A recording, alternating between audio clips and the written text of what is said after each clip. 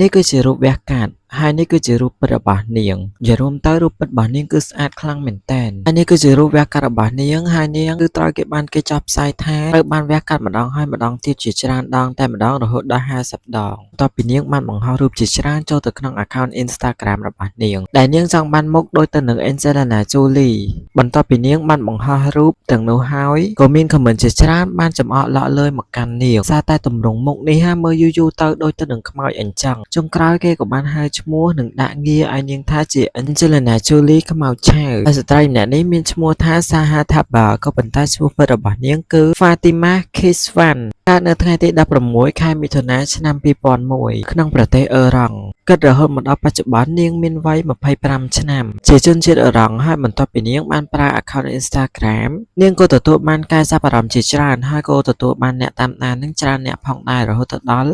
486,000 ជាងហើយនាងក៏ត្រូវបានរដ្ឋាភិបាលអ៊ឺរ៉ង់ចាប់ដាក់ពន្ធនាគារពីបទញុះញង់ការបំពានសាសនានិងការស្លៀកពាក់មិនត្រឹមត្រូវនិងការរកលុយការទទួលលុយដោយខុសច្បាប់ហើយឆ្ងល់ហើយត្រូវអត់ថាហេតុអីមិននាងរកលុយនិងទទួលលុយដោយខុសច្បាប់អញ្ចឹងមើលវីដេអូនេះសិននៅចាំតិចទៀតចាំដឹងចម្លើយទាំងអស់គ្នាដែលនាងប្រឈមមុខទៅនឹងការជាប់ពន្ធនាគារពី3ខែទៅ2ឆ្នាំពីបទទទួលបានប្រាក់តាមរយៈមធ្យោបាយដែលខុសច្បាប់និងផ្សព្វផ្សាយរូបថតមិនសមរម្យនិងអះអាភាសហើយក៏បានបញ្ជាក់ដែរថាការចាប់ខ្លួនរបស់នាងគឺជាការឆ្លើយតបពីពាក្យបណ្ដឹងពីសាធារណជនសម្រាប់ការសម្ភាសមុនកាត់ក្តីដែលចាក់ផ្សាយនៅថ្ងៃទី22ខែតុលាឆ្នាំ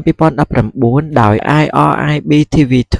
ហើយពេលនោះហើយគឺជាពេលដែលនាងបញ្ចេញមុខពិតដ៏ស្រស់ស្អាតរបស់នាងឲ្យសាធារណជនបានដឹងគ្រប់គ្នាតែម្ដងហើយមុខរបស់នាងពិតជាស្អាតសុភាពដូចទៅនឹងក្មេងស្រីទូទៅអីចឹងទោះបីជាមុខរបស់នាងមិនច្បាស់នៅក្នុងការផ្សាយក៏ដោយថាបាននិយាយថានាងមិនមើលទៅដូចនៅក្នុងរូបភាព Instagram ពេកនោះទេគឺនាងបានកែរូបរបស់នាងឲ្យទៅជាបែបនេះដែលប្រើ Photoshop 3 edit តែប៉ុណ្ណោះในសម័យរបស់នាងតាំងពីតូចនាងចង់ក្លាយទៅជាបុគ្គលដែលល្បីល្បាញម្នាក់ហើយនាងក៏បានចាប់ផ្ដើមប្រើប្រាស់ account Instagram ដើម្បីបោកប្រាស់គ្រប់គ្នាទោះបីជាមិនមានការយល់ព្រមពីម្ដាយរបស់នាងក៏ដោយក៏នាងនៅតែធ្វើវាហើយនាងក៏មិនបានឆ្លងកាត់ការវះកាត់រហូតទៅដល់50ដងអីដែរពិតទៅនាងវះកាត់មែនក៏ប៉ុន្តែវះកាត់មិនដល់50ដងទេនាងវះកាត់តែបន្តិចបន្តួចតែប៉ុណ្ណោះ account Instagram របស់នាងត្រូវបានរឹបចោលភ្លាមៗតែម្ដងបន្ទាប់ពីរដ្ឋាភិបាលបានចាប់ខ្លួននាងបទសម្ភាសន៍របស់ IRIB TV2